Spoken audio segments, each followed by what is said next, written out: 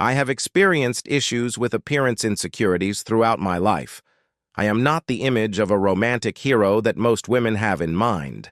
I am 190 centimeters tall, and my weight is close to 136 kilograms, which means that I am heavily overweight. But I am lucky to have little fat on my body. I have a certain nose prominence and deep-set, narrow eyes. I have a full set of teeth and a head of hair, but these facilities do not contribute much to my general appearance. As a heavy equipment operator, I work hard and keep my hair short and sand-colored because it is practical. I keep it clean and off my eyes. In spite of these perceived imperfections, I count myself lucky to have married Loretta, a great woman whom I have spent my life with. She might not be a typical beauty, but to me she is just perfect. She is only 5 feet 2 inches tall and is thus petite by my standards, but she has never been unsupportive, and in fact would tease me affectionately regarding my abrasive personality, which I never took offense at. The relationship we share has enabled me to have a comfortable feeling around her. We got married at a young age and we have 2 children, our son Brian, who is 16 years old, and our daughter Monica, who is right behind him at 15 years old. Fortunately, they took after their mother more than me in both aspects. They are smart and well-behaved, which makes me a proud father and a happy husband.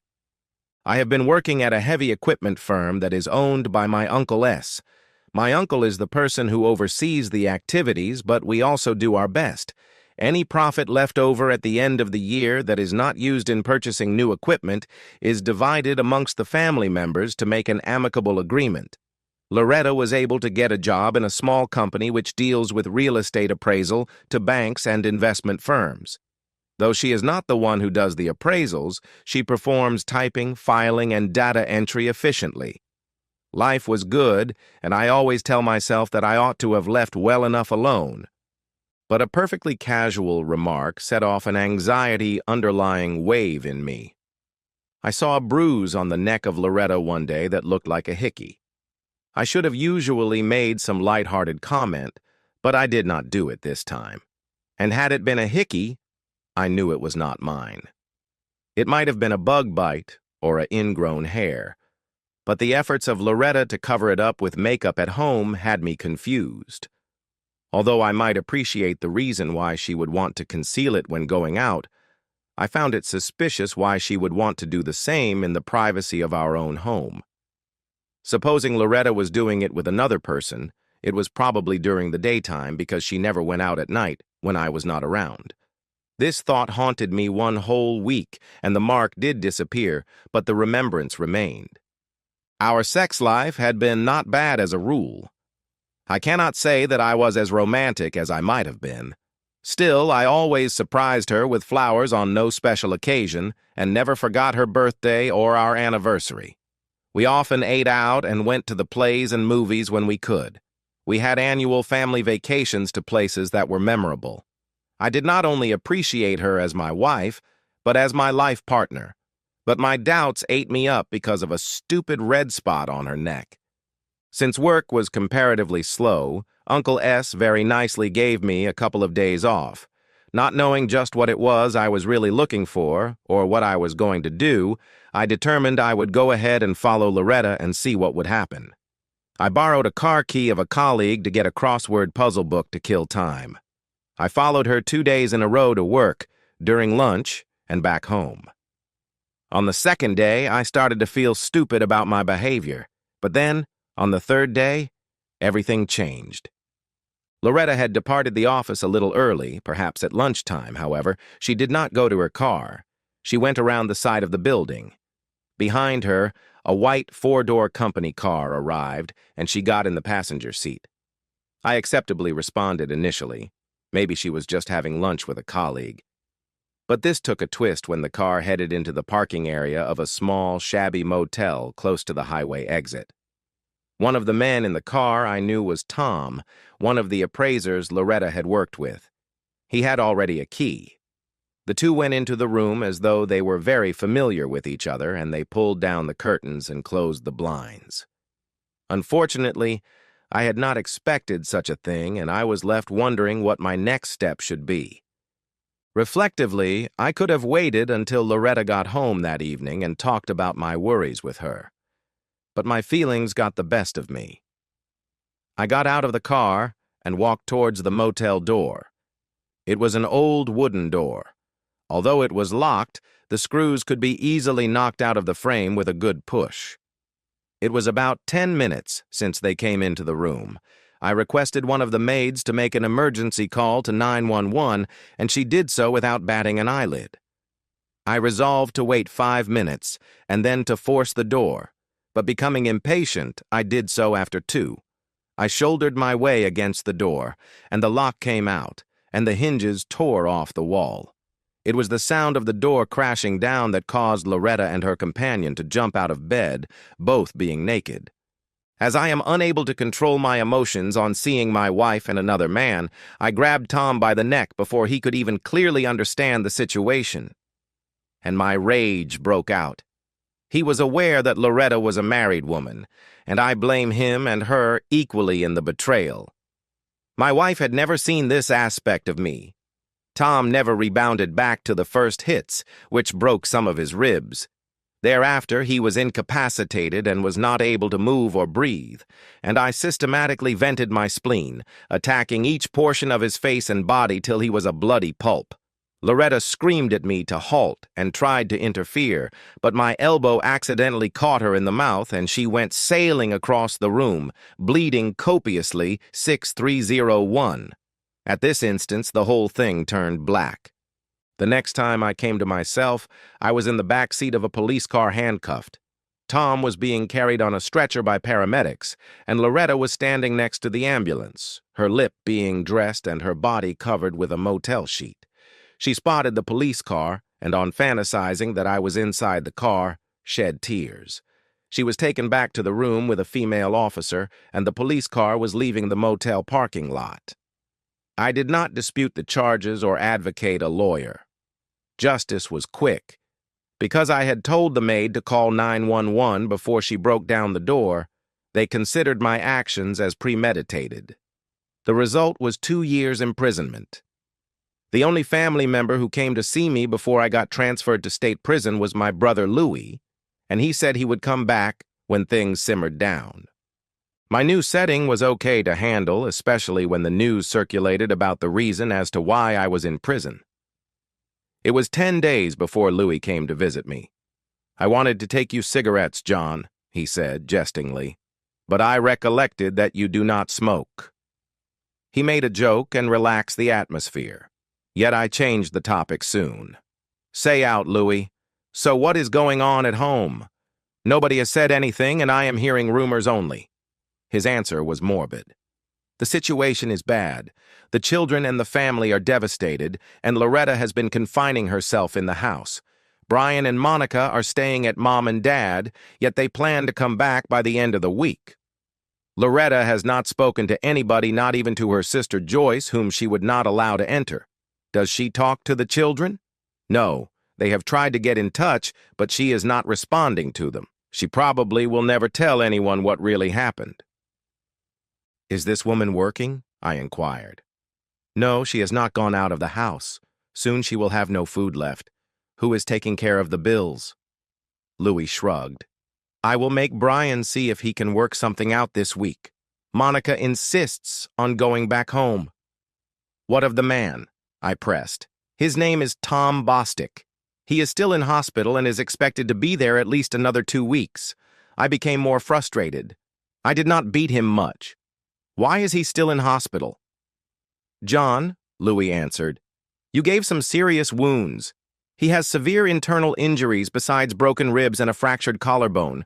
I do not know all the details, but it appears to be his kidneys and spleen, and he cannot eat without a tube. One of his eyes is also problematic." "I guess I lost my head," I said. "It does indeed seem so.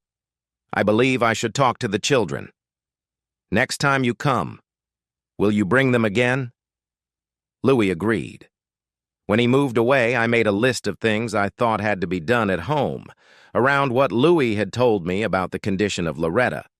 I also had the responsibility to keep some kind of normalcy until the kids finished schooling. Brian and Monica showed up 5 days later. Louis did not happen to be around when Brian and Monica came. "Where is your uncle?" I asked. I was answered proudly by Brian, who had stolen my mother's car out of the office. He had to go to work. We chose to come here on our own. Curiously, I asked, "What was she doing at the office?" "She has been there since the day of your arrest. Mom never took her up. Since then, she has not driven or left the house." A feeling of anxiety came over me. "Oh, is she all right?" Monica shook her head and looked down. "No, she does not speak. She simply walks around the house, refuses to answer any questions or lift the phone. The answering machine is complete. I have attempted to pick up all the calls, but just by the family members. Even reporters have been phoning. Will you be all right there? Or you prefer to remain with the grandparents?" I asked. "I guess we will be all right, Dad. We simply have to fall into some sort of routine," Brian answered back confidently, making me feel that my children were gaining control of the situation. The next hour was spent on how they would cope, and I volunteered to make all the utility bills automatic payments since I was still getting my salary. I explained to Monica to use the bank card of her mother to withdraw cash and to pay other bills since it was also a debit card, which would simplify matters. Brian would do housework and maintain the cars as well as assist Monica with cleaning and cooking. It appeared that Loretta still could take care of herself, but had no interest anymore in communicating with anyone. Monica also said that Loretta had become obsessed with the need to clean and keep the appearance of the house in order, and was continuously dusting off things and moving them around without any visible rhyme or reason. I was unable to determine whether this behavior was a good one or a bad one. Before they went, I requested Monica to inform her mother that I needed to discuss with her what had transpired. She said she did not think Loretta would be willing to do that, but she would try. Unluckily, Loretta never visited me in jail, called or wrote. Monica and Brian tried reaching out to her a couple of times. They even called upon the services of Loretta's sister, Joyce. 6 months have elapsed and things had died down, but I have not received an explanation as to what transpired between my wife and I. Brian, Monica, and Louis came to see me often, and a couple of my co-workers took some time off to come and mock me, which made the time passable. Divorce proceedings were instituted against Tom Bostic by his wife 2 weeks after he got injured. He had a problem of 2 children to support plus alimony and house payments. After leaving the hospital, he was taken to a rehabilitation facility, and his bills started piling up beyond his insurance plan. As a result of this, he went ahead and sued me, something that had soon escalated and turned into a complicated mess that I was unable to easily get out of. Uncle S luckily stepped in. The lawyer of the company made counterclaims on Bostic within a week, alienating my family and also against the firm that Bostic and Loretta were working at. The attorney was aggressive and convincing, and the outcome was that all the demands of both sides fizzled out. I received nothing and was not obliged to spend money either. After 3 months, things had not completely changed at home. Brian has finished school and joined the Air Force and is leaving in a month. Monica had just gotten her driver license, and they thought that his going away would not cause much problem. But Loretta continued to fail to pick up the phone and leave the house. As much as she was not making Monica suffer, that kind of situation could not last. Loretta started to block any communication or visits by Monica whenever she attempted to visit me or talk to me on the phone. Monica began to come and see me independently of Brian and occasionally with Louis. One day I was surprised by the visit of Joyce, which confused me because I had not seen her very recently. I had been almost a year in my sentence, and Loretta had taken to being a recluse, neither coming nor touching me or anybody. I spent many hours thinking over the situation. Loretta never apologized or asked me to forgive her, and she never stated the reason she was unfaithful. She did not suggest any compromise solutions or admit that something went wrong. I got the impression that I was unimportant to her. This absence of acknowledgement of my emotions implied that she did not think that I deserved her time or attention. I was crushed between her finger and the nail on the windshield of her car, or I was a piece of litter on the bottom of her shoe, something she could readily step on after she had finished her difficulty with me. Further into the time, I became more and more overwhelmed with the feeling of anger. Tom Bostick was out of rehabilitation and lived in a one-room apartment close to his job. Louis told me that Bostick was lame and had a tick in his right eye, which fired a spark of pity in my breast until Monica revealed to me appalling news.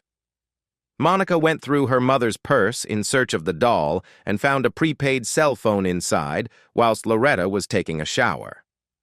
Worryingly, there was only one number saved in the phone. Monica wrote down the number and it made my flesh creep. Judging by the situation, there was no chance of being reconciled to Loretta. And yet the idea that she could be possibly still communicating with Bostick made me angry. Then, 2 weeks after, I got some unexpected news.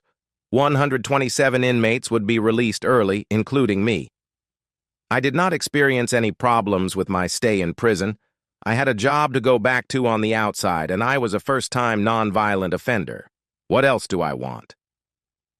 Louis and Monica picked me up, and I decided to move in with my parents in the meantime to give Loretta time to adjust to having me around. This was a precaution, I felt, unnecessary. Loretta was out of the house, to my astonishment the first time she had been out in a year. She had not told anybody or left a note, and a hurried survey showed that she had taken the greater part of her things with her. I deliberately did not want to face Loretta regarding her unfaithfulness, and she also appeared to avoid me.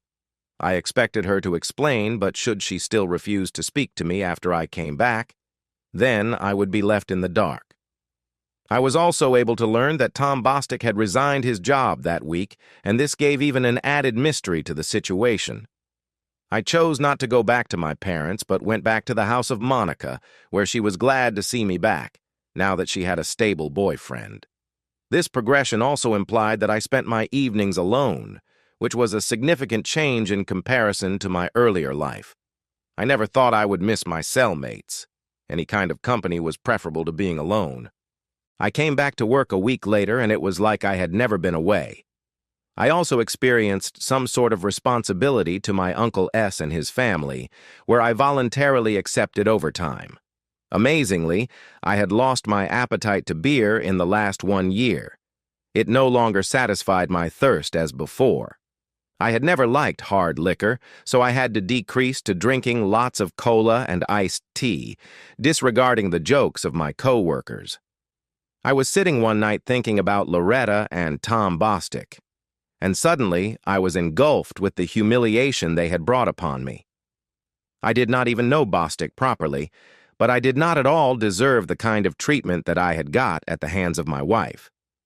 I never treated Loretta mean. I was always respectful and loving, and never did anything to make her despise me.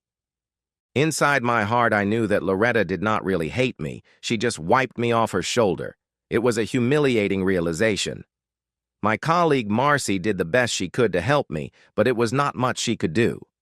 I was happy that she had met people to spend time with after the difficulties of the prior year, but I also wanted to give her the time needed to reconnect. I tried hard not to display my depression at home or in the workplace.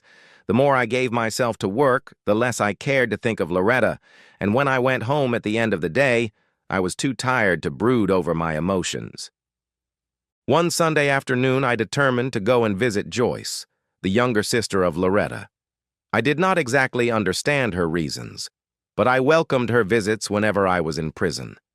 I used to wonder whether I could have been more outgoing during her visits, and possibly she would have come back. "Hello, John, I am glad to see you. I was told you are back home." "Hello, come in," she greeted me. "Do you want some beer or coffee?" I went into the kitchen behind her. "That would be nice coffee." "I could guess the reason of your visit," I said, feeling that there was something more serious behind. "I cannot do much, but I will assist in any way I can." Joyce put 2 hot cups on the table and sat opposite to me. "You are correct, John. I cannot help you. I have questioned Loretta a number of times in various ways concerning you, and each time she either paid no attention to me or turned the conversation. I figured she was not speaking to you, I said. Last week she did not even want to look at me. And then quite suddenly, she wanted to speak. There was a moment of silence, and it seemed as though Joyce was about to impart some knowledge, but was afraid to say something too revealing. "Why did you go to Graterford, Joyce?" I asked. "I am not sure. I thought Loretta had framed you or something, and you did not deserve that. You know you did not look very glad to see me, so I did not come again. I'm sorry." I was still sore. I did not know why you came, and I did not know what to do about it. I suppose I was too sensitive. "I still do not know what happened," Joyce said with a soft sigh, except what I read in the papers. I put my coffee aside and permitted a little laugh to come out. "It's simple. She had an affair. I intercepted them and I roughed up the guy. That is the end of it." "Oh, but you were in prison a year, were you not?" "I would rather consider it as a vacation. It was more than one of those goddamn cruises. Both of us tried to laugh off the situation, but it did not work." "What are you doing here, John?"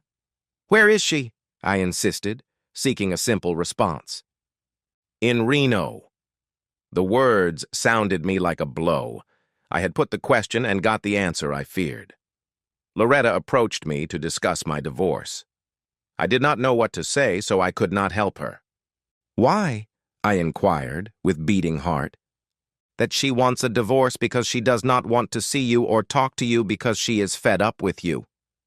I said to her that could not be done here, Joyce continued. She looked somewhat angry. She had no desire of moving to Nevada due to the residency requirements, but she felt she had no choice. Her company has an office in Reno. The boy she was going out with, Tom or whatever, could get a job there. She will file for a divorce the moment she has spent enough time there. Everything fell into place. It was logical, though I did not like it. I cannot imagine why she did not do it when I was in prison. She might have forwarded me the papers, and I would have been very happy to sign them and send them back to her. Joyce said. She was too long in waiting and had put herself in the line. "What have I done?" I asked with desperation in my voice. She just smiled and went out without replying. She most likely concluded that I was not good enough. I hope she would have told me before we married. "Then you wouldn't, isn't it, Brian and Marcy?" she said, and smiled grimly. "My husband was a bastard, John, though he was handsome. That is a poor motive to marry. I shall never do that again." I suppose I shall have to find a divorcee who had a good-looking husband. Next time, I may be fortunate. It was after I said something that I realized how stupid it made me sound. Abashedly, I rose and thanked Joyce, coffee and talk, as I guessed the real reason of her coming to me. I was not only ugly, but seemed retarded as well. As I went, Joyce seemed to be a bit embarrassed, and I felt awkward. I reserved a week in a Caribbean cruise and handed the ticket to Louis as I knew he would enjoy the vacation at my cost. I in turn borrowed his car, as I did not want him to know about my plans. I drove to Reno in 3 days, and there found an empty house east of Sparks, which had been foreclosed. I had Tom Bostic come and appraise it, because I knew he would come with his notebook and tape measure. 30 minutes after that, he found himself in the trunk of the car belonging to Louis and headed east. I went about 30 miles out of Winnemucca, and then I discovered an unmarked dirt road. Where it turned out I had no idea, but I did not go more than a mile. When I put Tom in the trunk, he was still breathing, but he had lost consciousness sometime during the drive. It was regrettable as there was more that I wanted to talk with him. I found a small ravine with a lot of rocks and thick vegetation, took off his watch, wallet, cell phone, and then tossed his body in the ravine. Somebody would find him out sometime, although the coyotes and other animals would have plenty of him first. I pressed on eastward and was relieved at having got over the humiliation I had suffered. I never thought of myself as a vengeful person, but the situation had transfigured me. I went into a casino at Elko and dropped off Tom's wallet in the men's restroom and was sure that someone would find it and run the credit cards and not report them stolen. The watch was nothing special, so I threw it away. As I crossed the Utah state line, I wondered if I would call Joyce when I got home. Nothing would probably result, but I would at least be able to take her to dinner in a restaurant. I was optimistic until my cell phone rang. The screen showed the number that Marcy had called me with. It appeared that I would get an opportunity to speak to my wife after all. "Where the hell are you, Tom? Tom, do you hear? Answer me." I was betrayed by my hoarse voice, which gave me away. I said, "Sorry, wrong number." Then I listened long enough to hear my wife say, "Oh my God, no." Out of frustration, I threw the cell phone out of the car window. A few days and I would be home, and I was hoping that Louis was enjoying my vacation.